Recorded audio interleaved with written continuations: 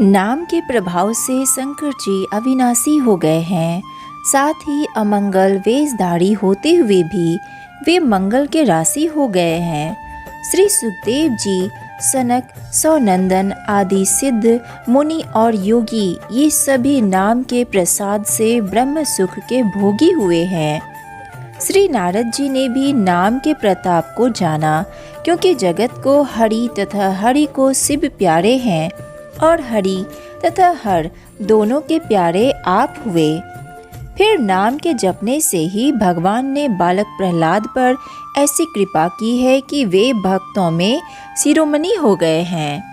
कुमार ध्रुव ने यद्यपि ग्लानि सहित भगवान के नाम का जाप किया था, तो भी उनको अनुपम और अचल स्थान की प्राप्ति हुई है।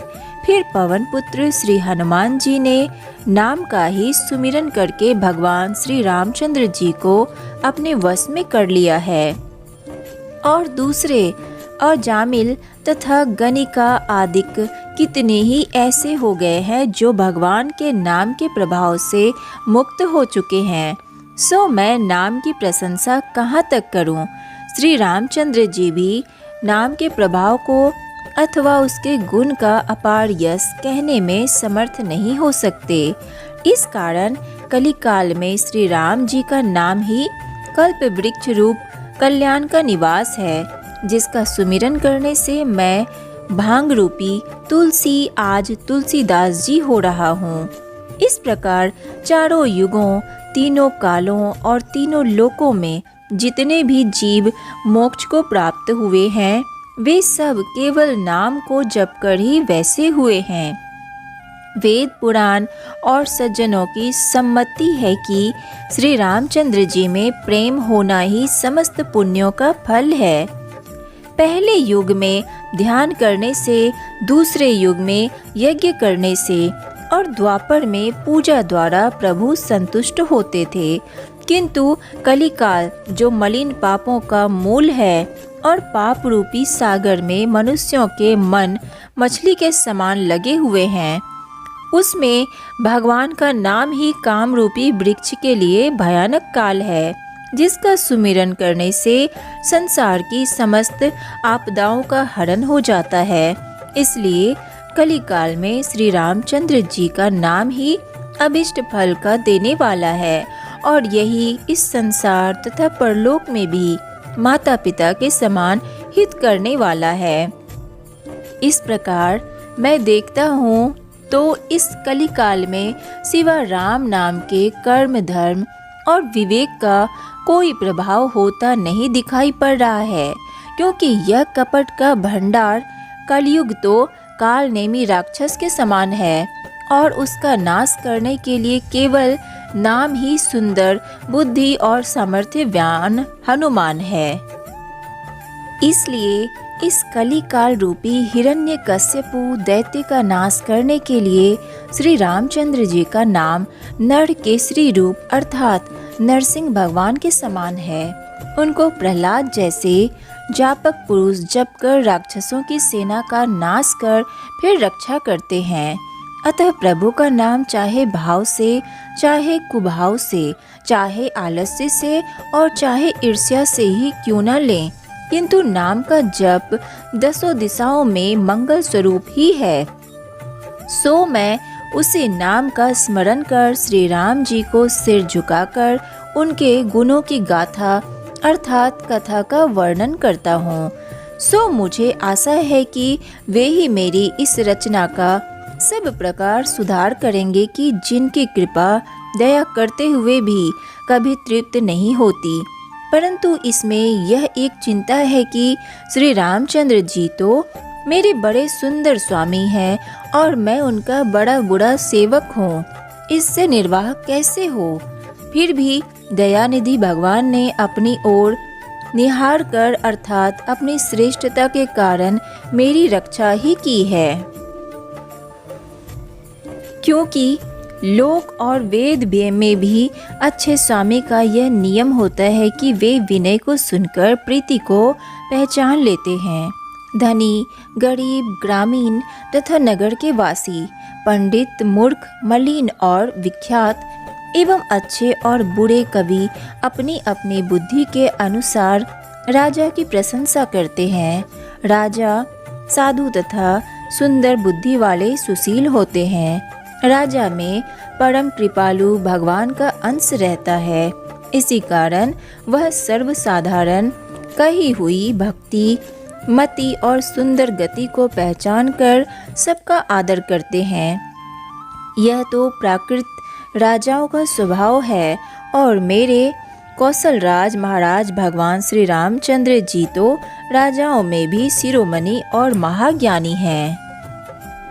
वे श्री रामचंद्र जी तो स्नेह करते ही रिझ जाते हैं, पर मुझसे बढ़कर इस संसार में मलिन और मंद बुद्धि वाला कौन है जो उनसे प्रेम नहीं करता।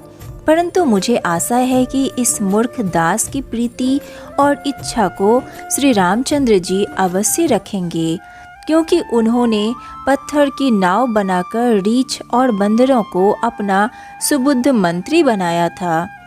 मुझसे सब लोग कहते हैं कि तुलसीदास, तुम सीतानाथ भगवान श्री रामचंद्र जी के दास हो।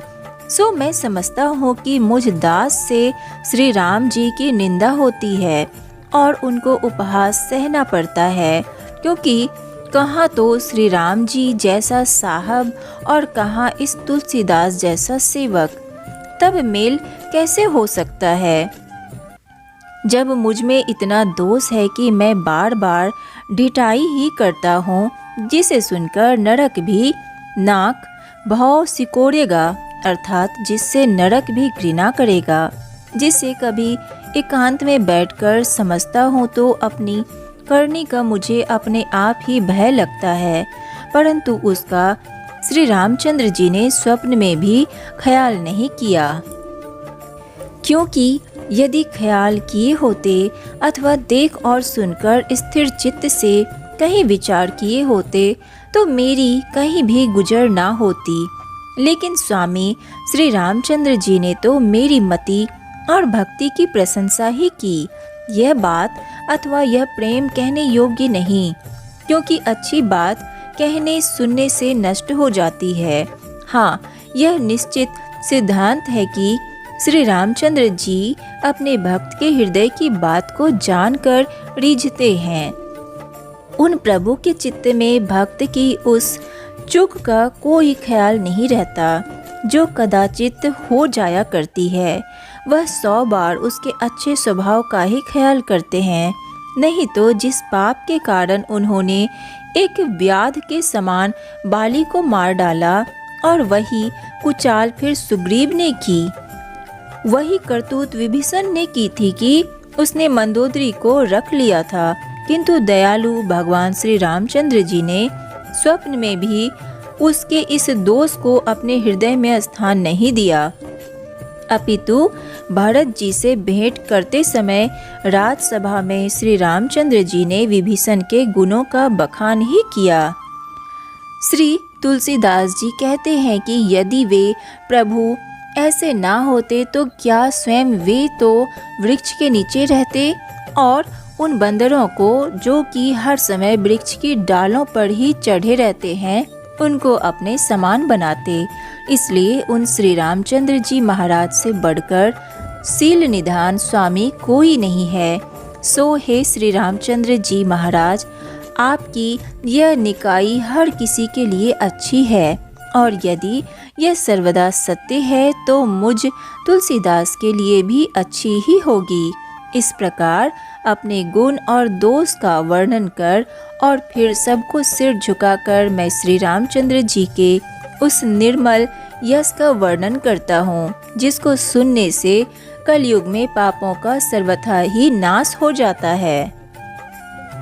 याज्ञवल्क्य मुनि ने जो सुहावनी कथा भारद्वाज मुनि को सुनाई थी, वही संवाद मैं वर्णन करूँगा। हे सज्जनों, आप सब मन में सुख मानकर सुनो। इस सुंदर चरित्र की श्री शिव जी ने रचना की थी। फिर कृपा करके उन्होंने पार्वती जी को सुनाया। फिर उसी को शिव जी ने काक भुसुंडी जी को श्री रामचंद्र जी का भक्त व अधिकारी जानकर सुनाया है। फिर उसी को ते ही सन अर्थात काकभुसुंडी से याज्ञवल्क्य मुनि ने पाया और उन्होंने अर्थात याज्ञवल्क्य मुनि ने श्री भारद्वाज मुनि से कहा।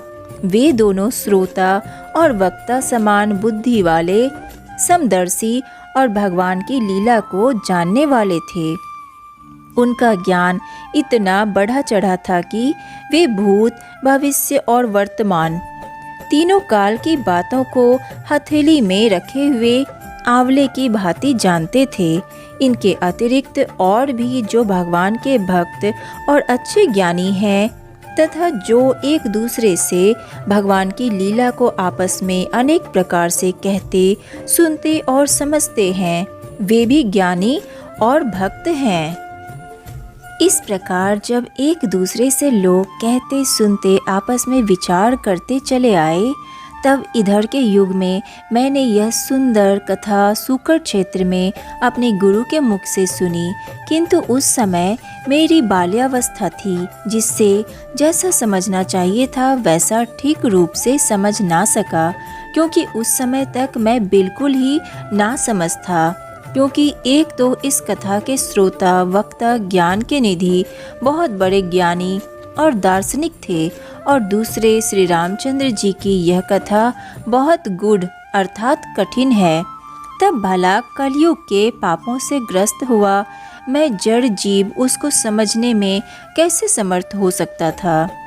तो भी श्री गुरुदेव जी मेरे समझने के लिए इस कथा को बारंबार कहते ही रहे। तब जैसे कुछ मेरी बुद्धि रही, उसके अनुसार जो कुछ समझ पाया समझा। अब उसी को मैं भाषाबद्ध करके ऐसे लिख रहा हूँ कि जिससे मेरे मन को अच्छा बोध हो जावे। जैसा कुछ मुझ में बुद्धि और ज्ञान का बल है, वैसा ही हरि की प्रेरणा होने से कहूँगा, जिससे मेरे मन का मोह, भ्रम और संदेह मिट जाए। इसीलिए मैं संसार रूपी नदी को पार करने के लिए नौका रूपी श्री रामचंद्र जी की इस कथा की रचना करता हूँ। तो आज के लिए बस इतना ही। इससे आगे की कहानी मैं आपको नेक्स्ट वीडियो में सुनाऊंगी। अगर वीडियो अच्छी लगी हो तो वीडियो को लाइक कीजिए, सनातन रहस्य को सब्सक्राइब कीजिए और ज़्यादा से ज़्यादा शेयर कीजिए। राधे राधे।